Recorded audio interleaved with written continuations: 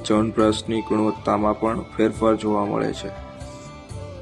ચાસણીનો યોગ્ય પાક થયા બાદ તેને શેકેલી પીષ્ઠીમાં ઉમેરવામાં આવે છે.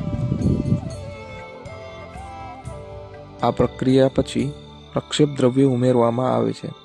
તો પ્રશ્ન એ થાય કે પ્રક્ષેપ એટલે શું? પ્રક્ષેપ એટલે એવા સુગંધ દ્રવ્યો કે જે ચ્યવનપ્રાશની ગુણવત્તામાં વધારો કરે અને તેની લાંબા સમય સુધી ગુણવત્તા જાળવી રાખે છે. સાથે તેના સ્વાદ અને સુગંધમાં પણ વધારો કરે છે. જેમ આપણે મીઠાઈ બને છે પછી ઇલાયચી, ખસખસ જેવા દ્રવ્યોનો ઉપયોગ કરીએ છીએ. જેમાં પીપલી, વંશલોચન, ત્વક, ઇલાયચી, તમાલપત્ર અને નાગકેસર હોય છે.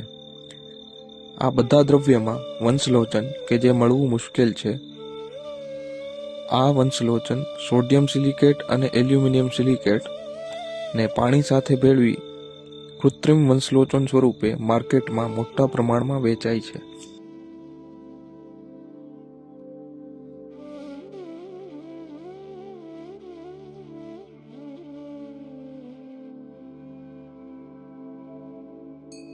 પાક ઠંડો પડ્યા બાદ અંતમાં મધ ઉમેરવામાં આવે છે.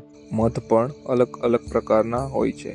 જેમ કે વ્યવસાયિક રીતે મળતા મધમાં ચાસણી હોવાથી એના ગુણો અલગ હોય, જ્યારે